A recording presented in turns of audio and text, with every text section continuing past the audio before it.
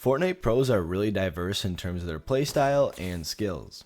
We have the mechanically cracked 15-year-olds and the smart game sense old men.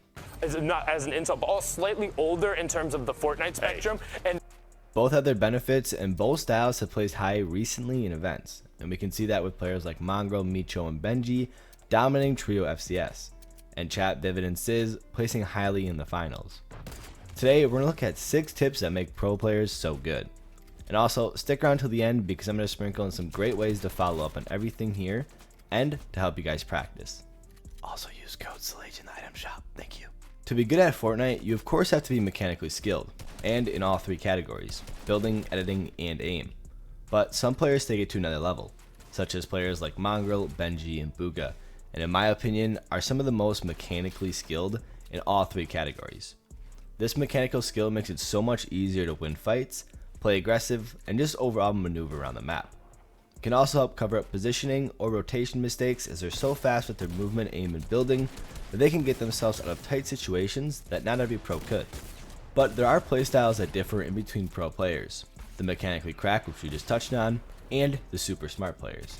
Some of these in my opinion include Tfue and 72 Hours, who in my opinion are still insanely mechanical, but don't focus on it as much in their gameplay as the previous 3. But they also do things that most players would never think of. For example, 72 Hours in the beginning of the season was using a boat to hop in and out to fight an opponent.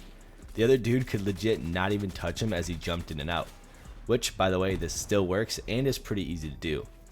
72 Hours was one of the first players to figure out the 65-meter nade strat, which has been abused left and right this season. The trick to this is at 65 meters, grenades blow up immediately.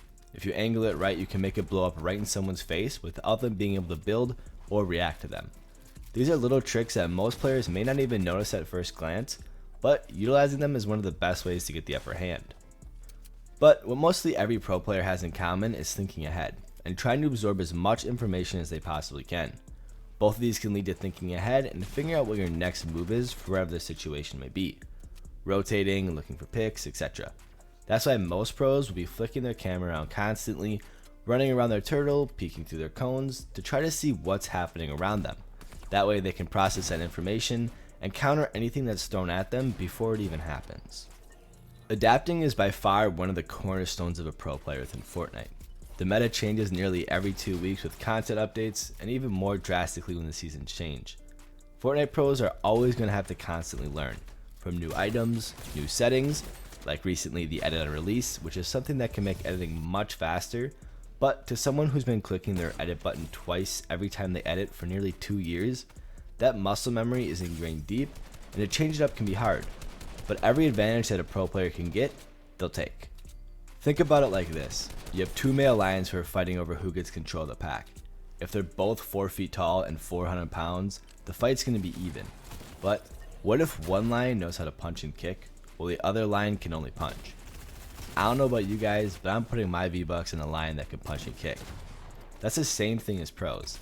Little tricks like nades that instant blow up in somebody's face, or exploiting into someone's box in an unknown way can take an opponent by surprise, and when both players are top tier pros, these are what make the difference. Pro players also have to adapt to what type of tournament they're playing in.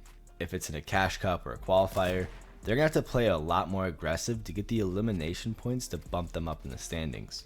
But if they're at a LAN tourney like Worlds or the FCS Finals, everybody in those games are top tier pros, and it's going to be difficult to run around and continuously W-key team after team without getting third-partied or griefing your own game against other really good players.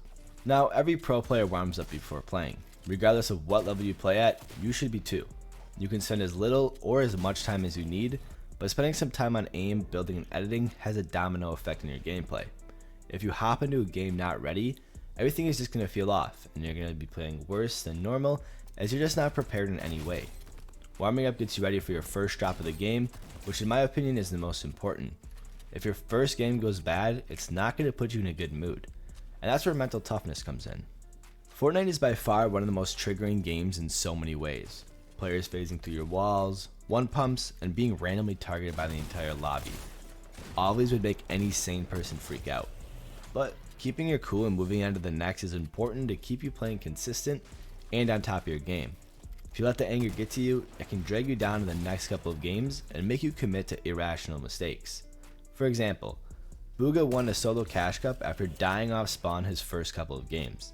He's beginning to get triggered, but he held it in, and right after that, he won like 5 games in a row and ended up taking first place in the cash cup.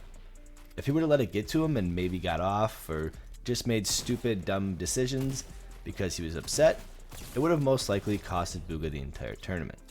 Another side effect of getting upset at the game can also make you ignore your mistakes and blame it on other aspects of the game.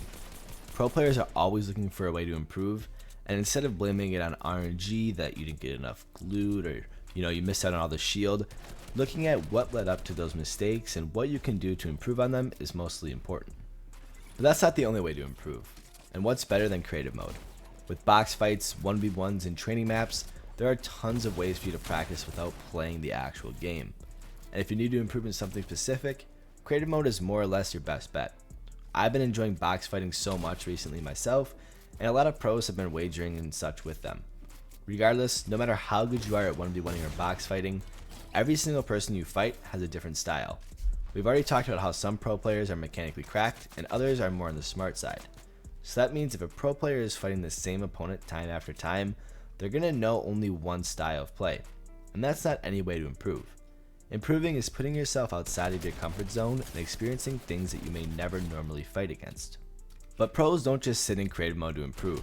I've talked about VOD reviewing in past videos, and I feel like it's overlooked in so many ways. But it's truly the best way to know what's going right and wrong within situations. Pros spend hours and hours mapping routes, rotations, and analyzing their mistakes. I am going to do a shameless quick plug for my most recent map because it does fit really well with this improving in creative mode, and it's pretty freaking cool. It's an 8-course aim map with classics like Tile Frenzy, Single Shot Aim, and some new courses like Popcorn, Time React, and Flying Zombies. Code's on screen now and in the description if you don't want to watch the whole video, but it is linked in the description and in the top right of the screen right now if you want to check it out fully. Now, a pro player can't just hop on for a couple of hours and expect to win worlds. They have to grind and spend hours and hours practicing, scrimming, and everything we've just talked about as well, like creative mode, VOD reviewing, etc. However you look at it, it's a grind, and it's day after day. You can't get better at something without putting the work in. And even now, starting in Chapter 2, it's not too late to start your journey to become a pro player. If you take it serious and spend time efficiently doing everything that pro players do, you'll be on the right journey to becoming a pro. Now, we've talked about the 6 tips, but I told you guys in the intro of the video I had a few extra for you guys for practicing. And it's easier than ever to improve within Fortnite right now. With Arena, Customs, skill-based matchmaking in pubs, and tournaments weekly, you can easily track your progression throughout the seasons and tell if you're improving or not. But I do recommend getting yourself on a schedule of practicing whatever you may be struggling with. If you feel like you're not aggressive enough, hopping into Playground and W King Zone Wars, box fighting your friends, or 1v1ing are all easy ways to improve and get yourself out of your shell. If you feel like your end games are struggling, watch some pro players or big tournaments and see how they approach situations and try to replicate. Find the holes within your strategies and find where you can polish your game and improve. The most important tip I can give is to gain inspiration from the best. Replicate their mechanics, playstyle, etc. But take from multiple players. Get the smarts from some and the mechanics from others, and build up your playstyle with inspiration from the best. But Fortnite is by far the most mechanical and versatile game I have ever played. And playstyles of pro players vary from player to player, and you can be successful within the community in many different ways. But if you're just beginning to get into comp or you're looking to get better, it's going to take some time and quite a lot of effort to get there. And aside from practicing in creative mode and VOD reviewing, you also have to play the game a ton and against the best opponents possible.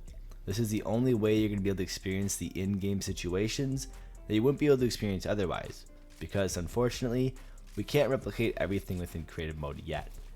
Rotating through mid-game, disengaging, and a true packed endgame are situations you can really only experience in an actual match. Anyways, thank you guys for watching. I hope you all enjoyed. If you did, don't forget to leave a like, subscribe, and hit the notification bell to make sure you know exactly when I put out new videos. Also, follow my Twitter, Instagram, and Twitch. I post some clips and stuff on Twitter and Instagram and stream occasionally over on Twitch. Looking forward to see you all over there, and I'll see you all real soon in the next one.